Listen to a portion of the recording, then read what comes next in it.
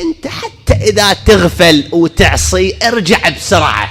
لا تقول انا بعد الله ما يغفر، بعد القضية ما صارت، لا ماكو حكي. مجرد ما توقع بالمعصية بسرعة ارجع.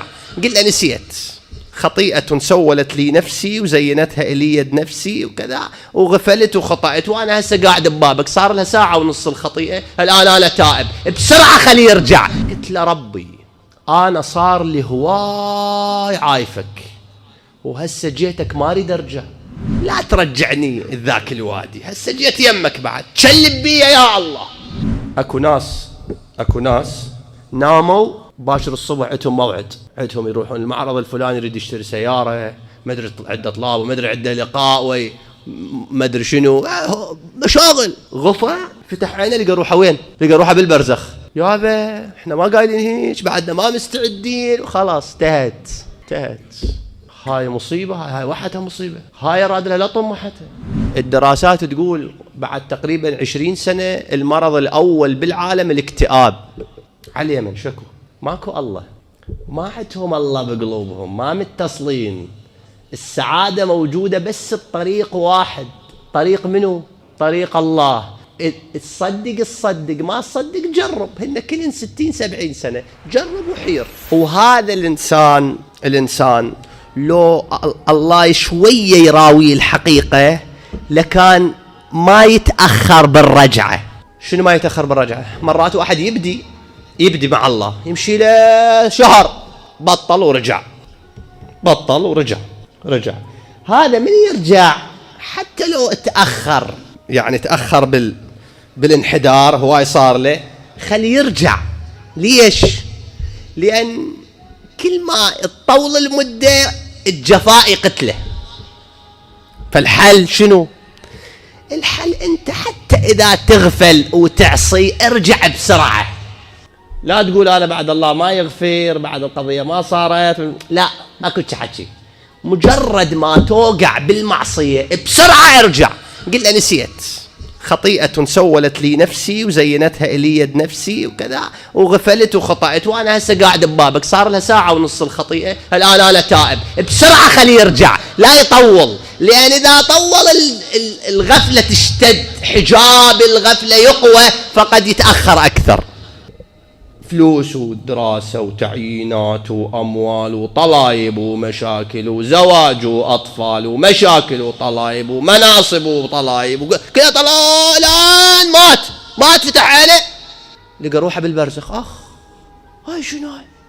ما مستعد، ما مرتب أموري، اعطوني مجال. خلاص. أكو ناس ناموا باشر الصبح عندهم موعد، عندهم يروحون المعرض الفلاني، يريد يشتري سيارة، ما ادري عنده طلاب وما ادري عنده لقاء ما ادري شنو، مشاغل. غفى فتح عينه لقى روحه وين؟ لقى روحه بالبرزخ. اكو ناس لو ماكو؟ يابا احنا ما قايلين هيك، بعدنا ما مستعدين، وخلاص انتهت. هاي مصيبة، هاي وحدها مصيبة، هاي راد لها لا طمحتها. انه الانسان ما كان مرتبط، ما كان اكو ربط، ما كان اكو وصال، فلما ماكو وصال يظل عطشان وتايه. ولذلك كل ما يرجع العبد أسرع كل ما التقبل أفضل. السيد القاضي أعلى الله مقامه، أستاذ العارفين في زمانه، ولعل كل العارفين اللي اجوا بعده جلسوا على مائدته تقريبا. سيد القاضي كان بمنطقته اكو واحد اسمه قاسم. هذا قاسم واحد من الشقاوات، وعده معاصي، وعده ذنوب، وعده خطايا، وصلاة ما يصلي، عبادة ما يتعبد، ما له دخل. واصلا يعني من يمر بالشارع الناس تشرد من عنده، تطب بيوتها لو تتركه، لانه يتحرش بهذا ويغلط على ذاك ويتجاوز، وسكينته بحزامه، مشكله يعني. بس هذا كان بنشوف السيد القاضي جاي من السوق او جاي من الحرام او جاي من الدرس وبيده علاقته ومسواقه لو غراض لو شنو، يجي للسيد يقول له سيدنا اعطيني خلي اساعدك، فياخذ العلاقه من السيد ويساعد السيد ويوصله للباب. السيد رحمه الله عليه قال له قاسم انا اشوفك هواي مهتم بيه، تحترمني وتقدرني، مع أنه أنت بالمنطقة هواي عندك مشاكل كذا، بس قاسم أنا أريد أطلب منك طلب. قال له تفضل سيدنا. قال له أريدك تصلي صلاة الليل الليلة. قال له سيدنا دخيل بختك، هو أنا الواجبة ما أصليها، صلاة الواجبة ما أصليها. قال له لا يخالف، أنت صلي الواجبة اليوم، بس أنا أريد منك تصلي صلاة الواجبة اليوم الليل، وبعدها صلي صلاة الصبح. فأريدك تقعد قبل صلاة الصبح اليوم بساعة تصلي صلاة الليل. قلت له سيدنا ما أقدر، لأنه أنا أتأخر ويا أصدقائي تالي ليل وأرجع متعب، فأنا أقعد ب11 الصبح بال10 الصبح ما أقدر يعني. قال له أنت انوي وأنا قاعدك إن شاء الله، أسأل من الله أني قاعدك الليلة. قال له إيه هاي هي، إذا قعدت قبل صلاة الصبح اليوم أصلي صلاة الليل، بس علمني. قال له إيش تقرأ وإيش تقول وإيش شنو كذا. يقول أنا رحت هم الأصدقائي، قلت الليلة خل أرجع من وقت زحمة، أنا اعطيت حشاية للسيد. قل رجعت من وقت، نمت قبل صلاة الصبح بساعة كأنما واحد قعدني. قل فزيت، قبل رحت للمي، عندي نشاط، رحت البركة الماي، بس وقعت عيني على الماي انكسر قلبي، حسيت اك واحد جاي يجرني جر المن للتوبة.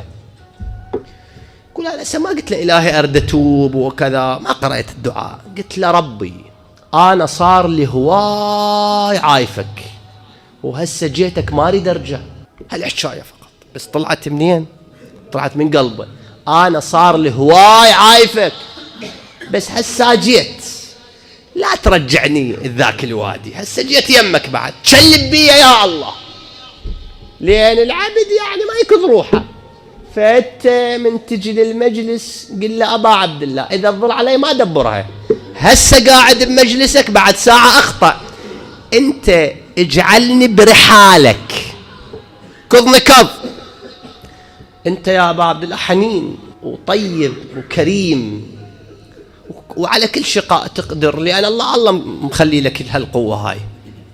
أنت رحت للصحراء، جاي من العراق من المدينة رايح الكربلة للعراق، طريقك هيك رحت فد مسافة بالوادي، على مود أكو خيمة قاعد بيها شاب نصراني قلبه طيب، جبته وخليته برحالك وهب، وصلت الكربلة الحر منع عنك الطريق، بس انت سقيته ماي، وهو سد عليك الدرب، انت سقيته ماي.